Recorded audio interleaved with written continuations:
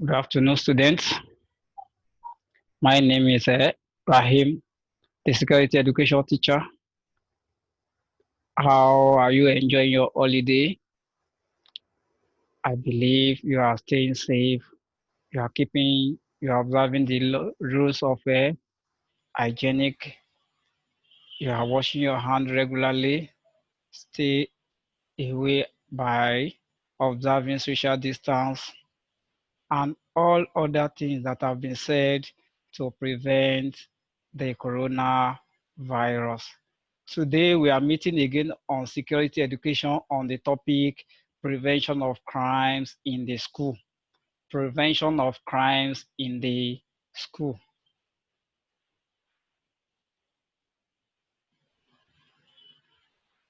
So before we go to the topic proper, let us look at the lesson objectives.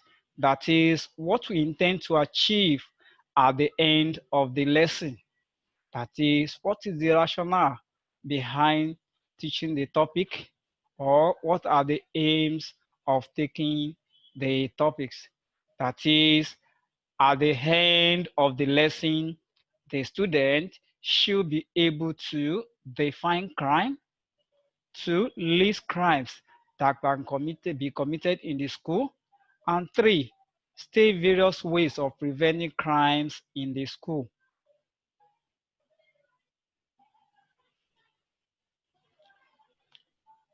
The crime as it has been defined before, that is a harmful act that is dangerous to individual and the country at large. We have also explained the types of crimes. We talk about personal crime, property crime, organized crime, white-collar crime, and fictitious crime.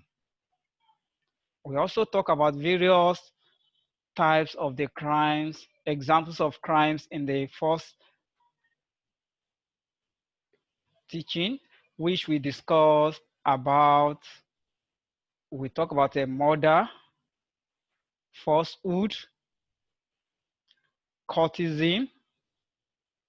We also talk about, we equally talk about courtesan, thuggery, political violence, as selling of goods that are dangerous to our health, and some other bad behaviors in this going on in the society. They are all regarded as crimes. Then today now we want to look at how crimes can be curtailed in our schools. Let's look at the various ways now that we can adopt to prevent crimes in the school. The first one is rewarding good behavior. Rewarding good behavior. We all know what is what good behavior is. That is when you do good things.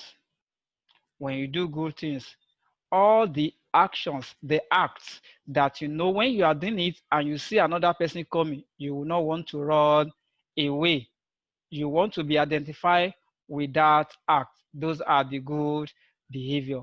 But any other one anything that you are doing that you don't want your fellow student to see you or the teacher, then that is regarded as crime. The first one now states that rewarding good behavior. We can prevent crime in school by rewarding good behavior. That is, any student that is doing good thing or right thing, we need to compensate them either by setting an argument without violence or helping another student. Or you see the student that is doing well, not engaging in exam malpractices or reporting the fellow student that has been engaging in examination malpractices. We need to reward that kind of a student in order to encourage others to do good things. Then this will promote good behavior in the school and eliminate crime. In that way, we have prevented crime. Second one, establishing zero tolerance policies for weapons and violence. School should not allow any student to come to school with any weapon, and there should be no any condolence of violence in the school. Any student found with any weapon should be dealt with. And also any student that engage in any violent act should equally be dealt with according to the laws and regulation of the school. Then there should be a well spelled out penalties in advance for the student to know that if I do this, then this is what I'm going to face. Adopt the motto: if it is illegal outside the school, it is also illegal inside. That is, anything that they know that is illegal outside the school, they should not do it inside the school. There should not be any element of bully. They should not smoke cigarettes. Then there should not be act of violence in the school. All these things should be eradicated with a well spelled out penalties. And any student that fall victim or that committed any of the offense spelled out, then will meted out the punishment to that person. Without others will not want to involve in crime. 3, involve parents. Involve parents. Since parents who are also involved in the training of the students, they are the one that starts the training from home, and the student will carry the training to school. We still need to involve them. The teacher cannot do it alone. We need to inform them if there's any student that has been displaying bad character in school or bad behavior, in order for them to curb such student at home. They said develop ways to make it easier for parents to be involved in the lives of other students. That you need to inform them the actions being committed by their children so that they will know how to curb them.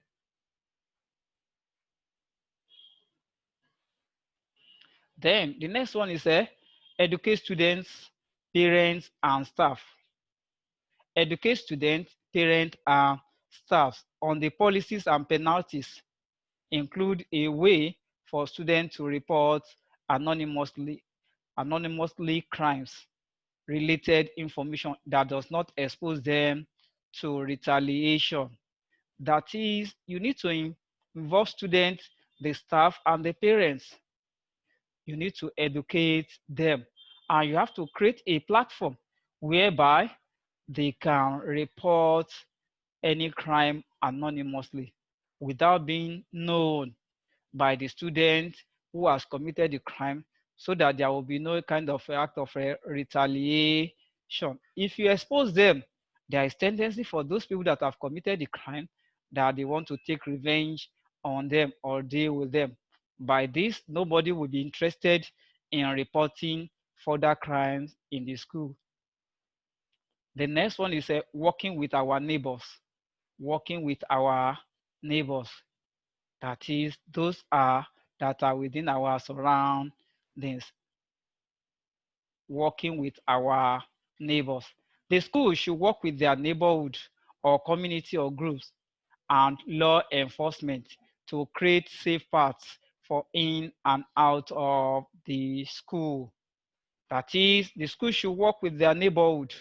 Those people, those our neighbor in the community in which the school is situated, we need to get familiar with them and work with them so that they can help us in curbing or preventing crimes in the school. Also, law enforcement agents can also be involved in the preventing of crime so that they will create a kind of a safe path for in and out of the school. Then the next one is learning preventive techniques. Preventive techniques, that is, how do we, the techniques that will help us in preventing crime in the school. Ensure that students learn violence prevention techniques throughout their school.